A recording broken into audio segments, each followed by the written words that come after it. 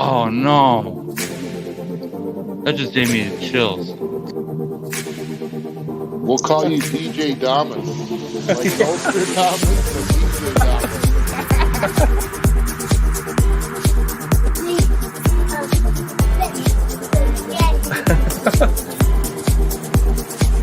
Fire has made its way to his seat. Hello. The play to win the game. You never know. Welcome back to High Hope Sportscast. What is up, JJ? It is episode 5 of season 2 already. How's it going? Dude, it's going pretty good. Episode 5. Wow, we're really banging them out here.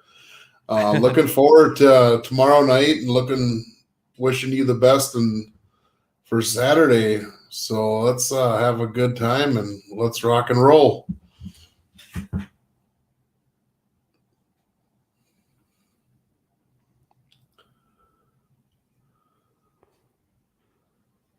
I think I glitched out there for a minute, but first thing we're going to cover is our Minnesota Timberwolves and their playoff series with the Memphis Grizzlies. Put together a little visual there. Nice. Series is tied 1-1. The Wolves took game 1 in Memphis, 130 to 117 over the Grizzlies. Just some notable things on that game. Anthony Edwards scored 36 points. That's the most points scored by a Wolves player in their first playoff game ever. So he set a record just in that game. So that's crazy. He was on fire in that game. He was just hitting shots left and right, and it was so exciting to watch.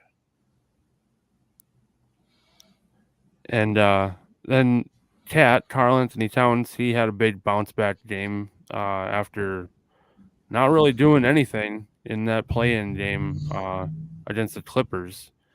So it was good to see Tat get a bounce back game.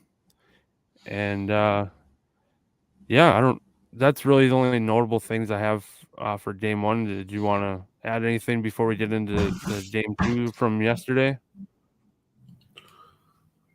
I think it was just a happy hangover from the play-in game, how well they played, and just being excited that, wow, I think a lot of people are sleeping on the Timberwolves, including media.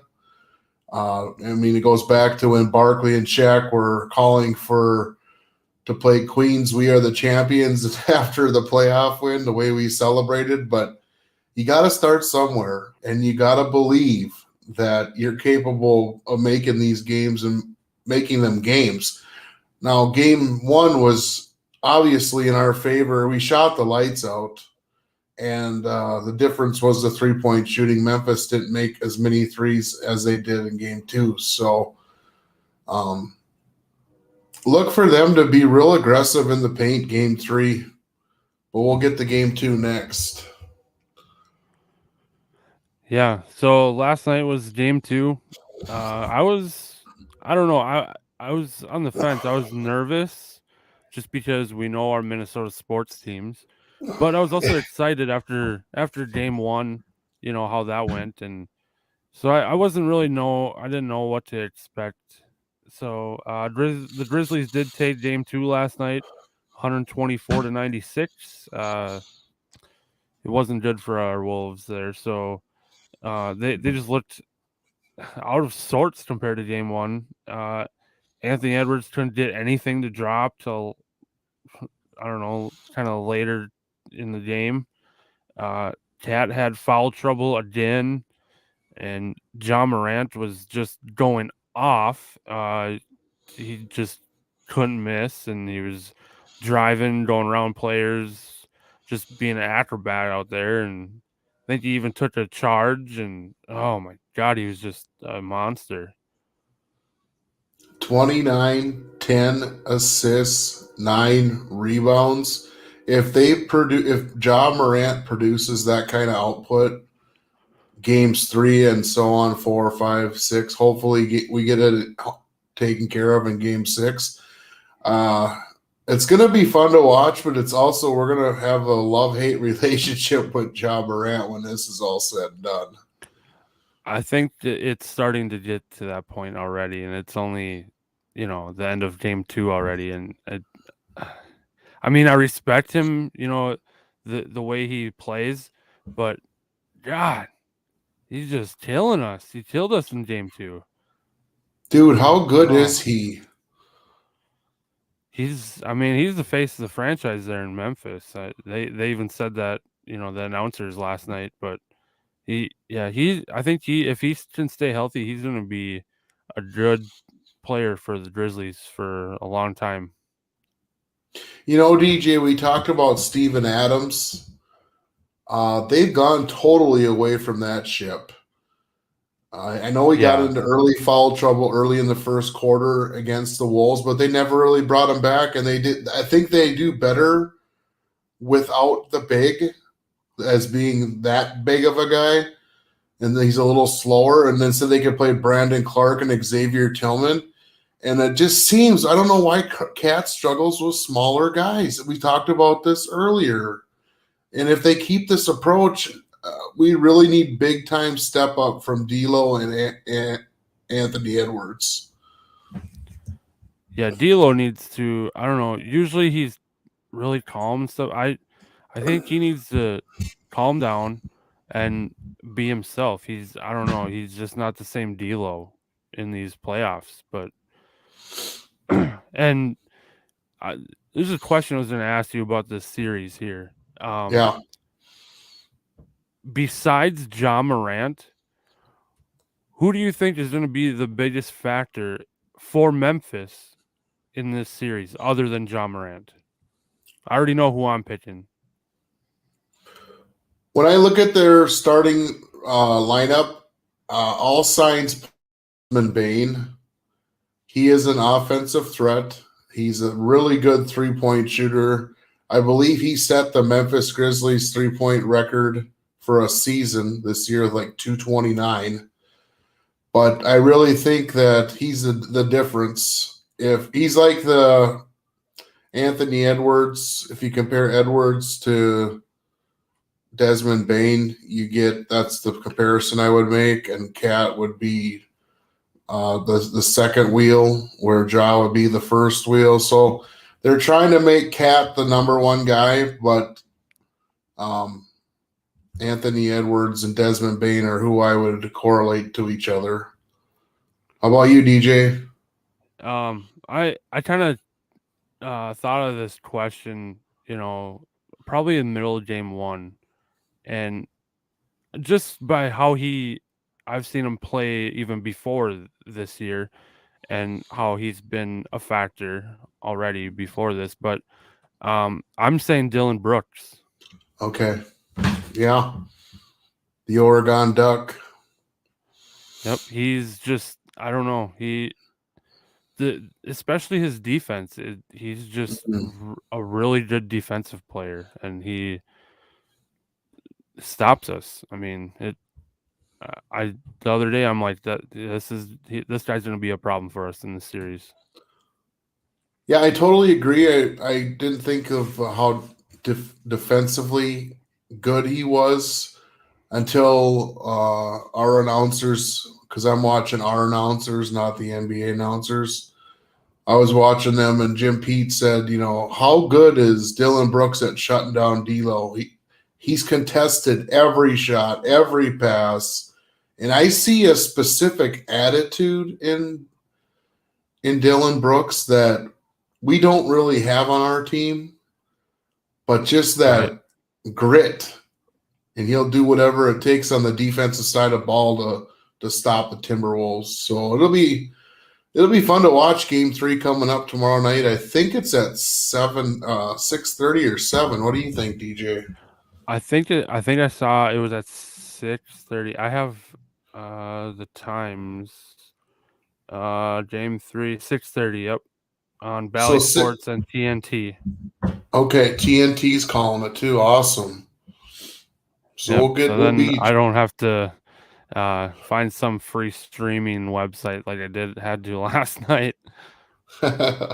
Yeah, I feel bad for Minnesota people that it's really hard to get Bally Sports North, the old Fox Sports North. Like no cable package is offering it. My dad has a hard time getting it too, and he's got the Hulu disconnect, but that's what I watch it through is Hulu, and I mean Bally Sports ain't on there. You can get it through the Bally Sports app, but it's really expensive. Is it? Yeah. I didn't know. Huh. But yeah, it's nice that they're putting it on cable such as TNT over NBA TV, because that's just it's a hard channel to get in your package if you're just going with basic. Yeah, exactly. I mean, it's the playoffs. I mean, it should be every single playoff game should be nationally televised. So that's just what I think. So yeah, this series, Game 2, we dug ourselves in a hole and we just couldn't climb out of it. But every single playoff game should be. We'll see you in the Target Center tomorrow night, and Saturday, Game 4. My wife and I are going to Game 4. Yes, it's gonna be exciting. Awesome, dude.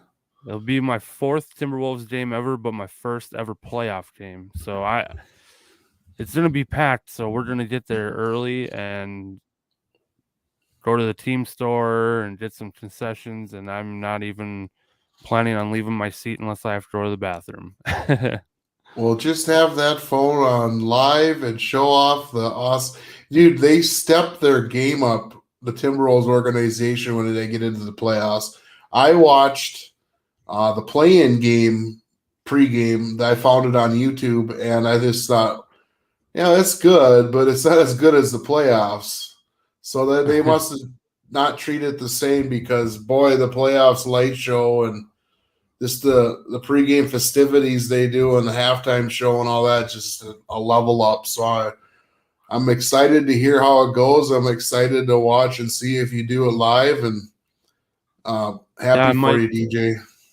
Yeah, I don't know yet. I guess I'll decide once I get there, but I might hop on High Hope Sportscast Facebook and maybe do a little live video or something. But I'll definitely have a lot of pictures when I come back. So next episode I'll probably be sharing some of those on here on the next episode. So that'll be kind of cool.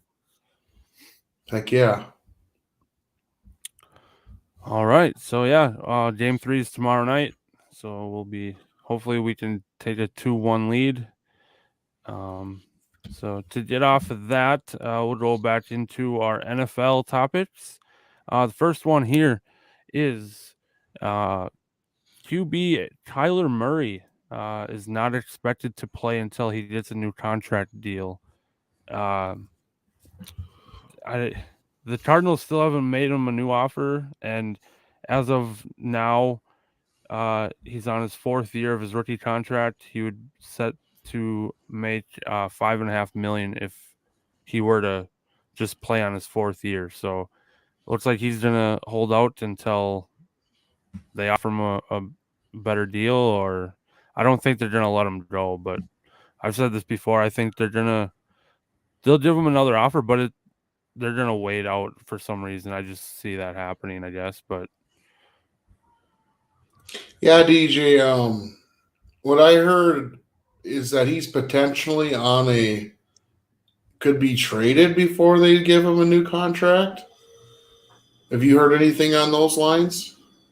Um, I think I heard that Cliff Kingsbury and the Cardinals owner already said that they're not looking to trade Kyler or want to trade Kyler, but you never know.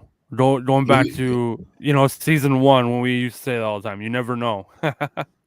DJ. Yeah, you don't know, but I really think that Kyler's just seeing all this money being thrown around, and I think it's coming more from his agent. He's saying, "Look at the market right now. We got Aaron Rodgers banking $50 million a year to play quarterback, and he's 39, and what Kyler's like 22 or 23. He just wants to secure a contract that's somewhere up above the middle echelon. I mean, they're saying like after Derek Carr inked that contract extension, that Kirk Cousins contract is now at a bargain deal. I mean, what do you think about that, DJ? I don't about the Kirk Cousins or Well, I mean, both. Like Kirk Cousins' situation in comparison to what the market's getting and how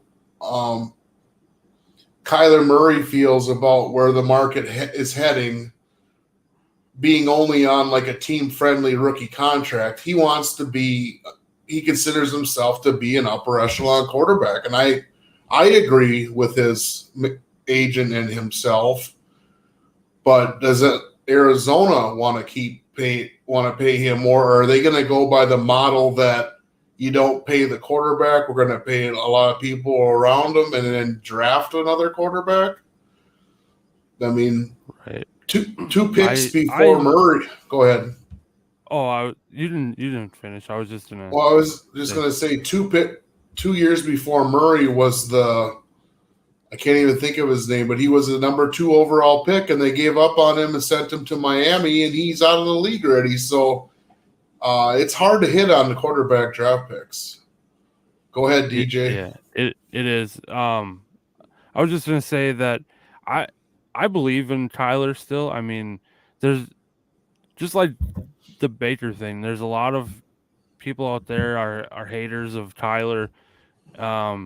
And I mean, in a way, I guess you can say what has he shown us? He hasn't shown that he can make a playoff run or anything, but he's still a good quarterback. I mean, I think halfway through the season he was in talks of being an MVP candidate, and I mean he can get it done with his legs. He's mobile. I don't know. I still believe in him, and I would take him over Kirk Cousins any day. But I think that the Cardinals should make him a new offer. I mean, obviously, especially if he's not going to play for you if you don't. Yeah. I mean, you can't just let him go because he is a very good quarterback, and you can't just let him go. If that happens, he's going to go somewhere else and he's going to tear it up. That's what happens all the time. Oh, there's just so much to talk about when it comes to quarterbacks right now. The draft is leading up to Detroit Lions possibly taking Malik Willis with the number 2 pick. That's starting to get a little bit of oomph. And also Carolina still they're claiming in the circus that they have their ringleader but in Sam Darnold, but the media seems to swing it to otherwise, that they want Malik or they want Kenny Pickett. So let's see what happens, DJ. The draft is 8 days away. A week from tomorrow. Yes, sir. And we'll be doing a show the day before. Oh yeah. Yeah, the Carolina, the circus, I saw that they are not committing to calling Sam Darnold their starter, and I mean, I don't know what they're gonna do. I don't know what Seattle's gonna do. One of our signings, Geno Smith. I don't know if they're planning on starting him, but who knows? I guess we'll see. We'll probably have a lot of answers to all these questions or opinions and everything next Thursday or by the end of next weekend after the draft is over. So,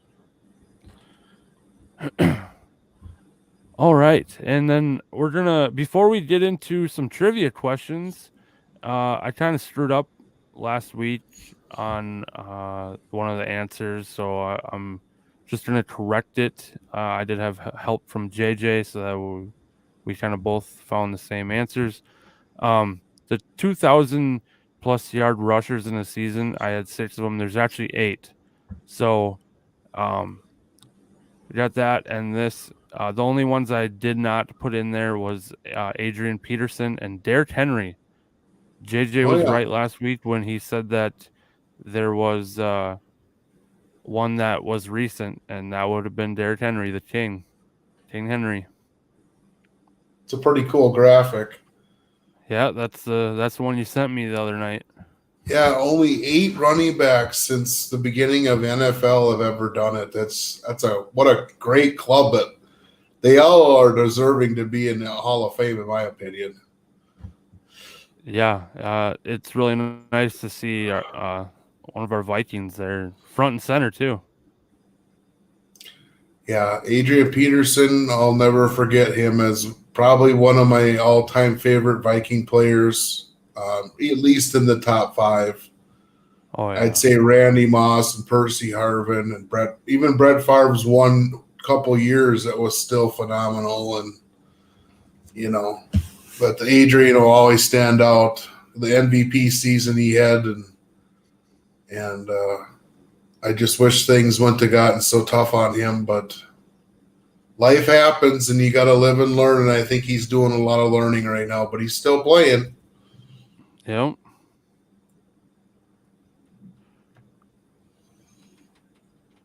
Okay, DJ. All right. So we got that. Are you ready for the first question for trivia? Oh, yeah. All right, here we go.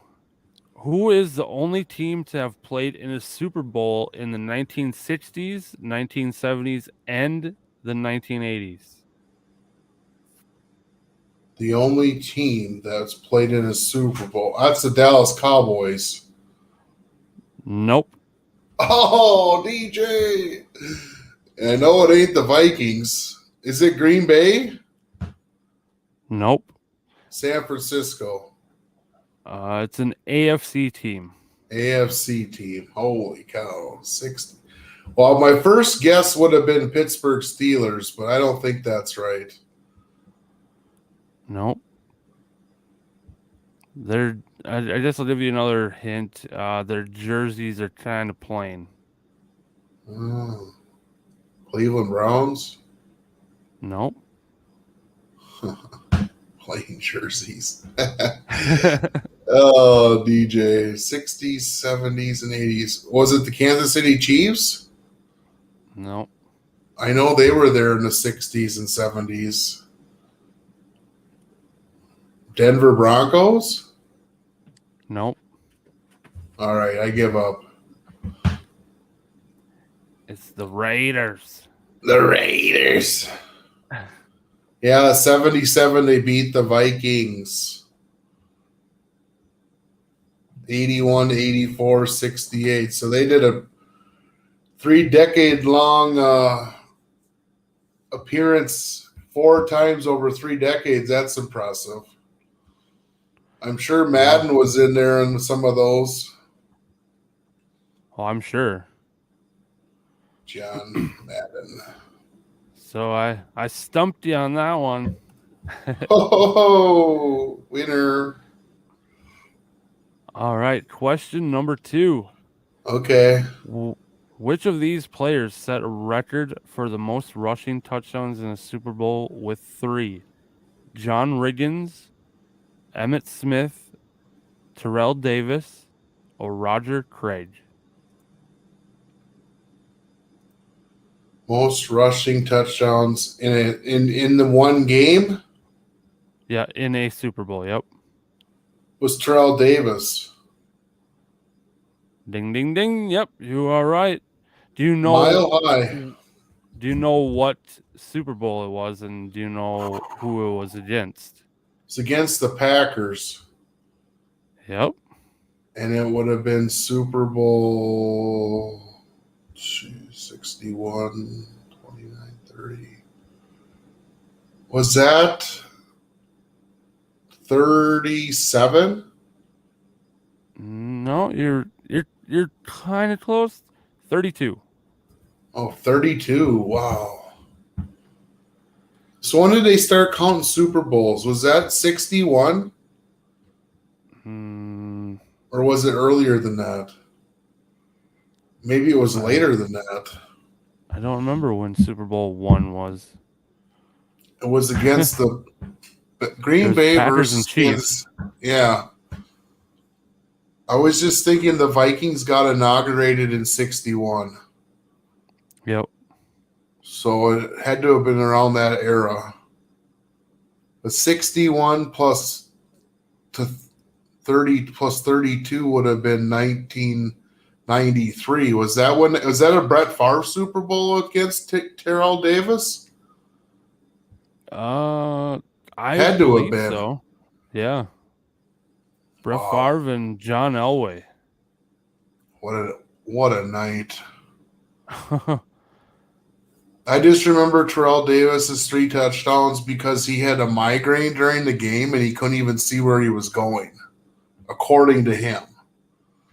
It was so blurred vision because of his migraine. Yeah. He was Shanahan's little project, and he turned out pretty well. Oh, yeah. He was one of my favorite running backs back in the day, Terrell Davis.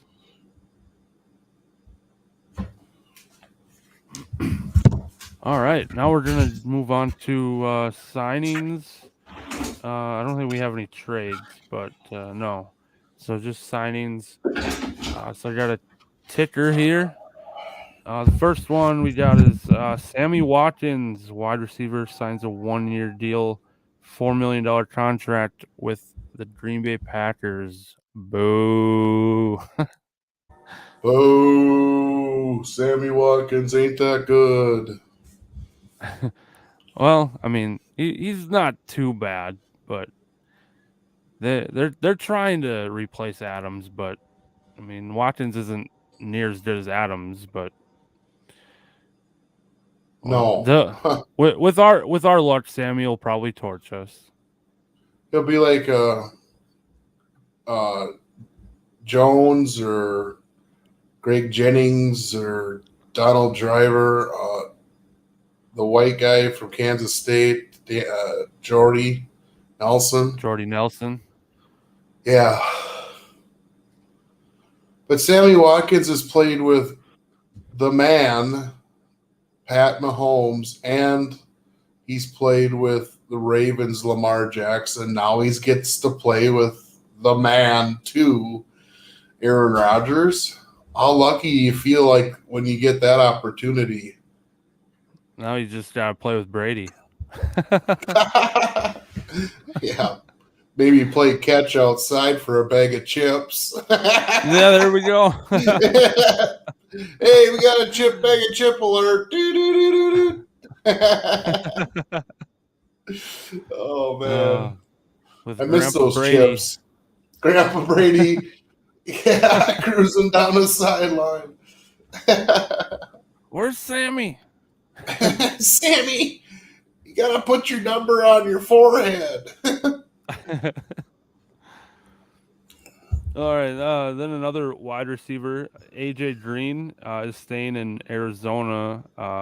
Signed a 1-year deal to stay there. So, I didn't didn't see contract details for that. I just saw there was a 1-year deal that he was going to stay in Arizona. So it'll be AJ Green and D Hop probably be 1 and 2 wide receivers there for Kyler. I mean, if everything goes the way it should, so he's I think staying it's put. good news. Good news for AJ Green to get that contract now that Christian Kirk's left.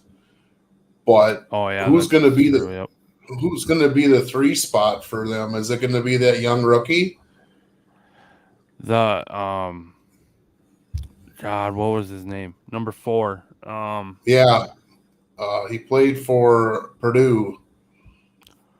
Rondale Moore. Yep, There you go, DJ. He nailed it. Yeah, he torched us in the Vikings game when they played us last year. Holy smokes. Yeah, and have they? I'm not really up on Arizona because my memory's not doing as well. But do they have a solidified running back in their house? I don't know. I'm trying to blank on who the running back is. Well, they had the guy that was a Pittsburgh Steeler that went to Pittsburgh University, James Conner. But I haven't heard if he's back with them or not. We've got to do some digging on that. I want to say he is still there, but we'd have to look. But I think that sounds right. I think he is staying in Arizona. So a QB, Geno Smith, re-signing with Seattle on a 1-year, $7 million deal. We kind of talked about that earlier. I don't know if Seattle's planning on starting him. They haven't made any moves to get any quarterbacks to free agency. I don't know if they're planning on drafting their starter for next year. I don't really know what Seattle's doing. They kind of, it seems like they're kind of lost after Russell Wilson left, and I don't know what they're gonna do. Well, DJ, a viable option is our boy Baker Mayfield getting traded up to Seattle. And it sounds like they're really high on the kid from Cincinnati named Desmond Ridder, the quarterback from the Bearcats. And also Malik Willis from Liberty. And they've been having talks with the Matt Corral from Ole Miss. So my impression is that they're going to try and get a cheap quarterback to go along with Geno Smith. So I don't know if I consider Baker Mayfield to be a cheap quarterback. What do you think, DJ? I don't know. I think that they should go after Baker. I mean, Baker already kind of said that he wants to. That's one of his options, but I don't know. Well, speaking of Baker, he's been rumored now to go want to join the circus too. So that's why their head coach. I thought they didn't want to.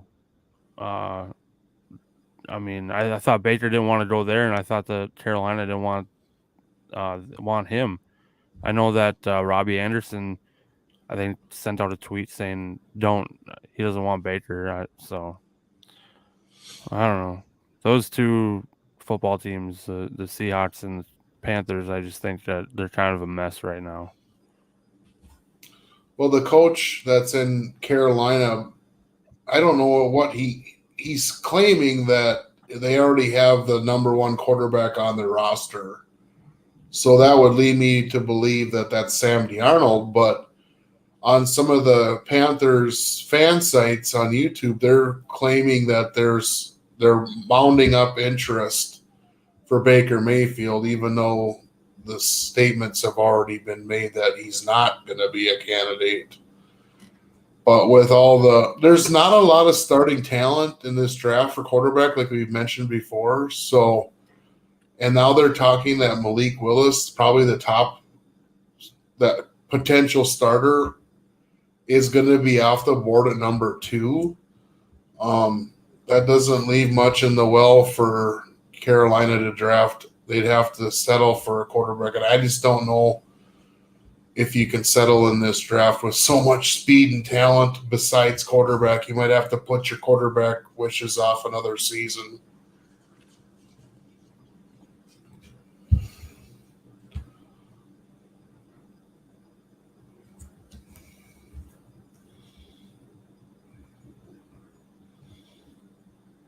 Yeah. So the next one, cornerback Stephen Gilmore. He signs a 2-year, $23 million contract with the Colts. $14 million guaranteed. That's a good signing for the Colts. It's really good cornerback there. So they got a dog there in their secondary. And Yeah, I didn't realize he was 32. Did you, DJ? no, I thought he was older than that. Oh, you did? Yeah. I don't know if I would have given him 2, but maybe that was part of the draw to get him to come to Indy. This makes me wonder what's going to happen to Xavier Rhodes, the old Viking that was playing corner out in Indy. But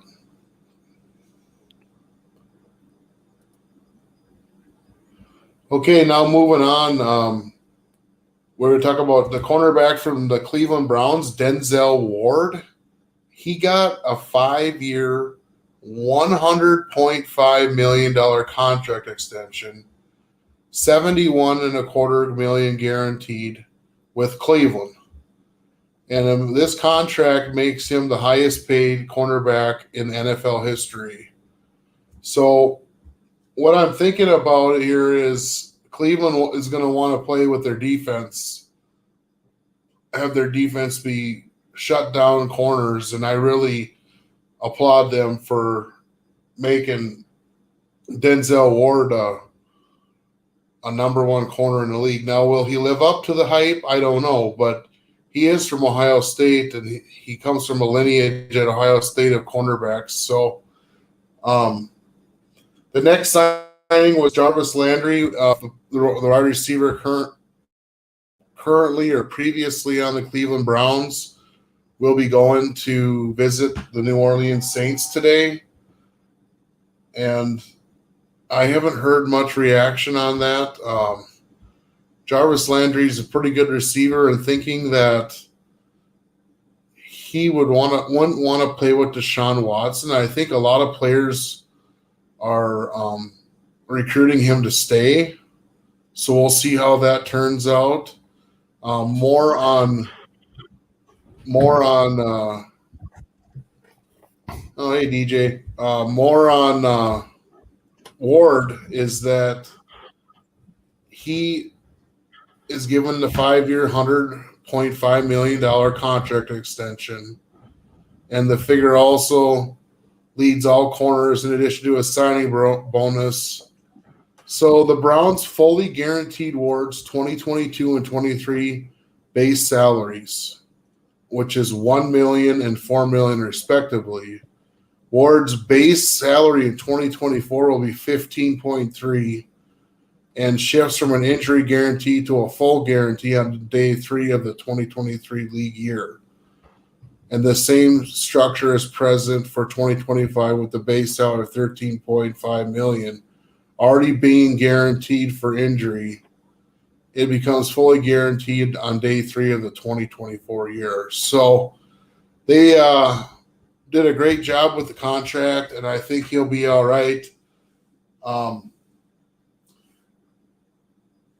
Anyways, so the big news of the day that we're going to cover next is wide receiver Deebo Samuel. So today let me pull this up. At 11:48 a.m., Debo Samuel wants out. On Wednesday, which would be today, the wide receiver said he has asked the 49ers for a trade. And this was reported by Jeff Darlington of ESPN.com. And Samuel declined to go into specifics, but this may have something to do with his contract. Samuel, as reported, asked the Niners for something in the range of $25 million a year, which would make him one of the highest paid receivers in the league. And he made his request known last week, and money is not at the root, according to Ian Rappaport. But he does have issues with the team, and Samuel's also upset about how he has been used in the Niners offense. So, DJ, what do you think about all that with Debo Samuel? I don't know. In the back of my mind, I saw it coming, but I didn't know if it was going to actually happen or not.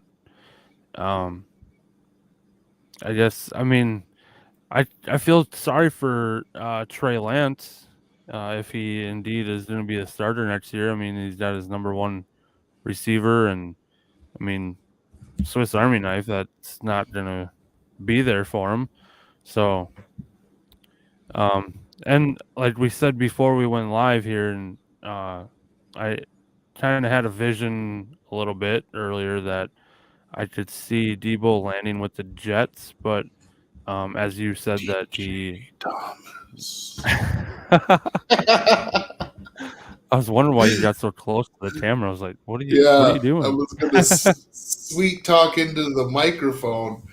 DJ Thomas. Gangrene is what you're seeing, huh, DJ?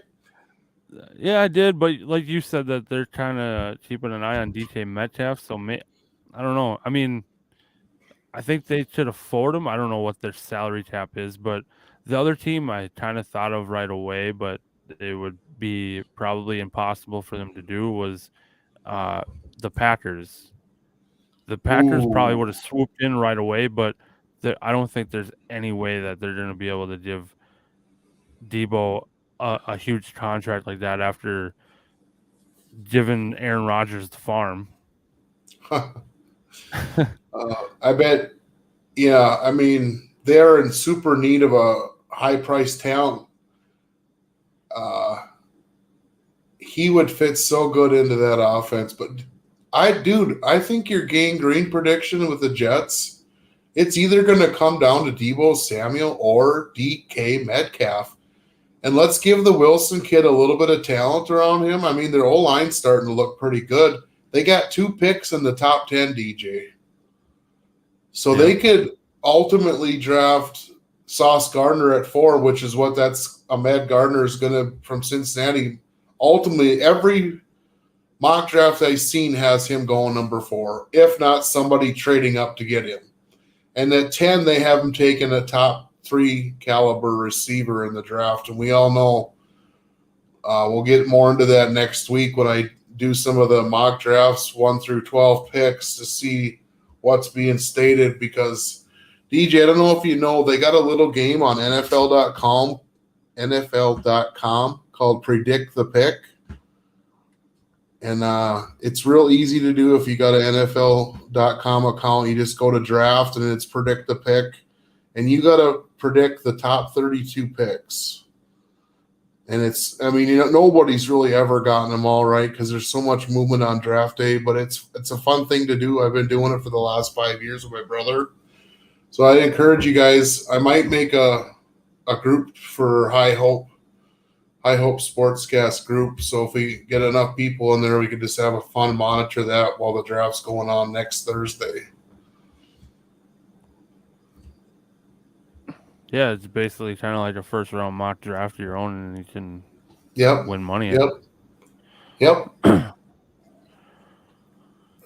All right. So with that, we'll go into our Victor Stoll report. We don't have much on for Victor Stoll report this week. Oh, here come the Vikings. Victor! We only have really one topic, but it'll kind of blossom. It's some draft talk for the Vikings. But before that, Uh-oh. JJ, earlier I told you that I had one trivia question that the answer might blow your mind. I Yeah. got this from Paul Allen, from his 9 to Noon show. They said something about this last week, I believe.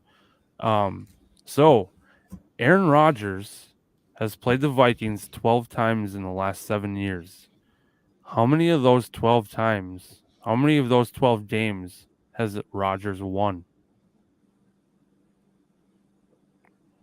Isn't he like 8-4 or 7-5? You're actually pretty close. I thought the number was going to be a lot higher than what it was. But the answer is 6 games. He's 6-6. Oh, he's 500 only? Yeah. That blows my It, mind, DJ. it completely blew my mind when I heard that. I was like, "Oh my god, he usually kills us, and he's only beaten us 50% of the time out of the last 12 games that he's played against us." Wow. Well, I suppose one would include when our boy Anthony Barr just busted up his collarbone shoulder in that late hit slash beatdown on Aaron in the U.S. Bank Stadium, because he started the game, but we won the game because he eventually was done for the year. So there's one of our wins. Well, I believe they did say that these 6 games, or well, 12 times, this 12 times in the last 7 years are games that Rodgers has played against us all the way through, where Oh, he hasn't left the game. okay. So that makes it even Wow. better on our part, I guess. 50%. Yeah, it does. Yeah, dude. I mean, the Green Bay Packers. I got more and more friends of mine now that are starting to reel me in, but I'll never be a Packer backer or a cheesehead. It's just the colors on the screen are the colors that we follow: purple and gold. The best. There's a lot of stats we can bring up, DJ, about the Vikings and Packers, but ultimately it's a border battle. And it's showing as teams win at home. Most likely in Lambeau, the Green Bay Packers will win, and in the U.S. Bank Stadium, the Vikings will win, which is usually expected in our rivalry, but the teams I'm more worried about this year coming up would be Chicago and Detroit. I think they're going to have major improvement on both sides of the ball. And the guy they got for GM in Chicago, that guy could have been for Minnesota very easily. Chris, is it Poles? DJ? That sounds right. Oh, he was real coveted by the Vikings, but the Bears went and got him, and then they hired Matt Eberflus. And I was just watching a little NFL Network today, and he's really bragging up his quarterback. Oh, Ryan Poles? Yeah, Ryan Poles. Sorry, I said Chris. Yeah.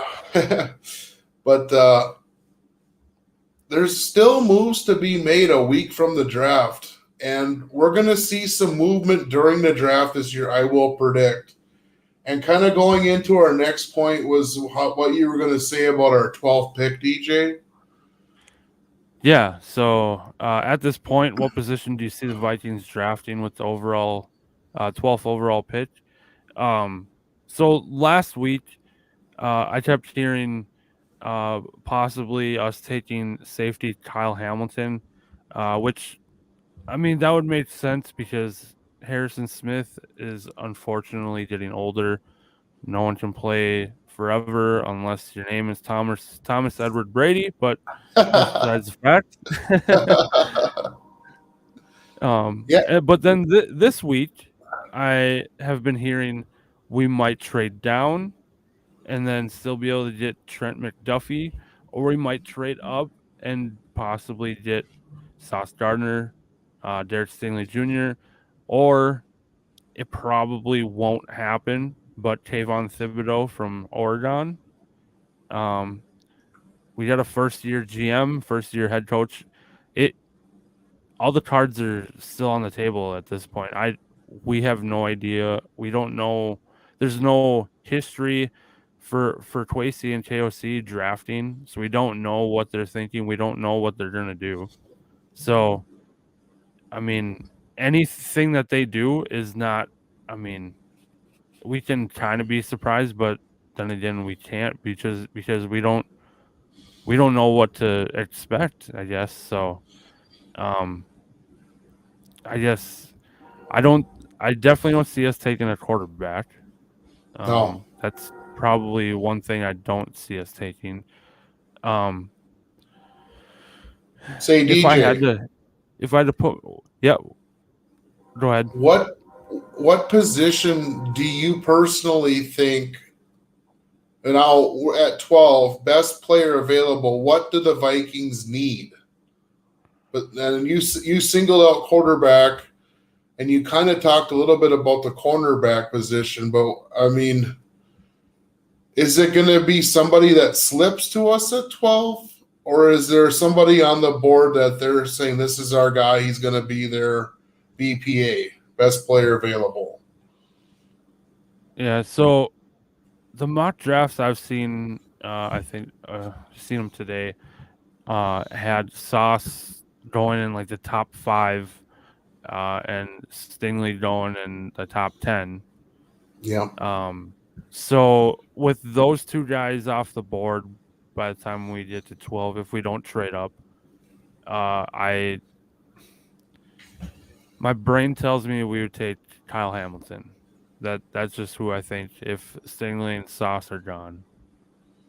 Unless like someone like Thibodeau is still there at 12 for some weird reason, we'd take Thibodeau. But if the mock drafts are, accurate on what's actually going to happen, I think, if Kyle Hamilton's still on the board, I think Kwesi will go for him. Or maybe trade down, get some more draft capital next year, and then also still get Trent McDuffie. They kept talking about trading down to 20th. I believe that's Pittsburgh. So I believe Trent McDuffie could still be there at 20, so we could get him. Plus, we could get some more draft capital for next year's draft. So, I mean, that's kind of smart too. But you're also taking a gamble if McDuffie is the guy you have your eyes set on, and if he's not there at 20, then now what? But Kwesi's an analytics guy, so I'm sure before making that decision, he would have, plan B, C, D, and, whatever else. Yeah, DJ, Bucky Brooks, if you're familiar with him, currently has Ahmed Gardner, number 1 from Cincinnati, and his comp is Antonio Cromartie. And number 2 is Derek Stingley Jr. 3 now has moved up to Andrew Booth from Clemson. And 4 was Trent McDuffie from Washington. Now, the comp on Trent McDuffie, you remember Antoine Winfield Sr., don't you? Yep. Yeah, he's 5'11", he's real strong, he's about 195 to 200 pounds. But the catch is, DJ, I don't think we can take him at 12. I think you'd have to be moving at least down to pick 20, if not further, to get Booth or McDuffie. But today I looked at Peter Schrager's number 12, and he's got the edge rusher from Florida State who is a Minnesota kid, Jermaine Johnson. His number was number 11 at Florida State. Charles Davis had us taking Trent McDuffie, cornerback from Washington University. And Chad Reuter, who's the NFL.com draft analyst, had us trading down to pick 20 with Pittsburgh. and we would be drafting Devin Lloyd, linebacker out of Utah, and Pittsburgh would have been going with Kenny Pickett.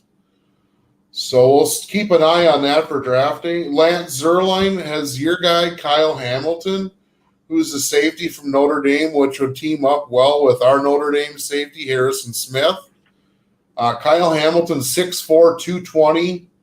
He's got 33-inch arms, a 9 1/8 inch hands. And the big kicker, and I literally mean the big guy, Daniel Jeremiah, has us taking the 6'7", 341-pound Jordan Davis, D tackle from Georgia. If you remember right, in the combine, this guy ran a 4.82 electric 40. I thought you were going to say electric slide. Oh, DJ. Yeah, electric handheld 40 was a 4.82. And if you remember that graphic we saw, they put Pat Mahomes trailing the big man. And they're comping him in size and speed and strength to J.J. Watt. How awesome would that be to have that big man, Jordan Davis, manning the nose tackle in the 3-4 base defense? Man, that's some big speed. That's some speed for a big guy. Wow. Yeah. But I mean, I don't know. I don't know. I just feel like it's going to be a secondary player, but I think that's just in my brain just because, and I don't know if that's why, like all these mock drafts are kind of the same too, with us taking a safety or cornerback. That's kind of what Mike Zimmer and Rick Spielman were kind of known for. That for some reason they liked their cornerbacks, and I don't know if that's just kind of drilled into our head, and that's what we think we're gonna draft. I mean, Kwesi could be sitting in his office this whole time and be like, "You guys are dumb. That's not even anywhere close to what I'm planning on going for." So we literally don't know. No. And that's the fun part about that. Like I said, doing the pick, nobody knows what's going to happen officially. But I want to mention one thing, DJ. The Vikings had potential number 1 pick, Trayvon Walker, who is an edge rusher, D-end from Georgia. They did head him for a visit. Does that give you a little foreshadowing on where they're headed? Maybe are we going to trade up to take a D-end? Per se, with maybe like the number 2, 3, or 4 pick overall with the Jets, or I don't know. This is the rumor, and I think it was on Paul Allen's show today that he had mentioned trading up from 12 to 4. Yeah, that's where I heard it. That's where I got the whole Tavon Thibodeau thing too, and they said that would be a long shot, but if you trade up to one of those very high picks, I mean, but the question is what are we going to have to give up to get that pick, and is it enough? Is it worth giving up all that for this player that you want at that point in the draft? So I don't know. It's going to be really interesting next Thursday when it comes to number 12. Just wanted to give you some before that. Yeah, just wanted to give you some information on Trayvon Walker. He's 6'5", 272, so you could comp his size to Zadarius Smith. He had a 36-inch vertical, a 4.32 20-yard shuttle, and a 4.51 40-yard dash. So he's a 5-star recruit out of Upson Lee High School, and he played football and basketball in high school. And he was all SEC team as a freshman. and he had 2.5 sacks in 12 games. But everybody's got their analysis on this guy, and the reason why he's moving up is because his physicality and his size and strength. He's got 10 and 3/4 inch hands now in comparison to Kenny Pickett. I think Kenny's were in the 8s. So you got to add 2 more inches on the end of your middle finger. That's some that's a big boy. 6'5", 272 with almost 11-inch hands. So I don't know. We'll be getting you pumped up next Wednesday night for the draft, DJ. I don't know about you. Yeah, we'll probably be. Well, I don't know if what we're planning on doing yet, JJ. I think JJ's gonna make his own mock draft for the first round. We'll go over that and maybe compare it to some of the experts' mock drafts the day before the draft. Probably going to be one of the final mock drafts before they take the stage. So Yep. maybe we'll kind of compare that and see how much they change from right now a week before. So and I'm sure we'll find out what Debo is gonna do, what team he'll land on. We'll probably know that by then, and yeah, we'll have you covered next Wednesday. So I know a couple more comments about the draft is Peter Schrager from Good Morning Football. He has 5 wide receivers going in the top 17. So, DJ, I've heard cornerbacks such as Stingley and McDuffie. I've heard safety such as Kyle Hamilton. I've heard trading down for linebacker, the number 1 linebacker in the draft, in Devin Lloyd. I've heard through DJ Daniel Jeremiah that we're going to take the big Georgia Bulldog, 6'7", 341 Jordan Davis. And Bucky Brooks has us still taking Stingley. So we got 3 corners, a safety. Jermaine Johnson also was mentioned by Peter Schrager, the edge from Florida State. To me, it's all confusing at this point. We know what our need is, but we don't know who's going to fall at 12 and if we're going to trade up or trade down. So it just seems like with Kwesi, he's not being real direct on what he wants to do, which I think is something that Spielman did well. But I think there's different analytics going on in the draft room right now, and we have potentials to do a lot of different things. So let's look forward to that next Thursday. And boy, it's prime time. It's a fun time, so I can't wait. yeah, we got that, and we got the Wolves playoffs and a lot of stuff going on. Heck yeah. All right, yeah. So next Wednesday, we'll have that draft talk for you, some mock draft comparisons, recap of the Wolves' next couple playoff games, which game 4 I'll be at, so I'll be probably sharing some pictures I take. I might do a live video on Saturday night while I'm there, so keep a lookout for that possibly. So yeah, and then other news and things around the NFL. So make sure to like, follow, and subscribe to all of our social media pages and our YouTube channel, as the link is in the description. And that's all we got for you tonight.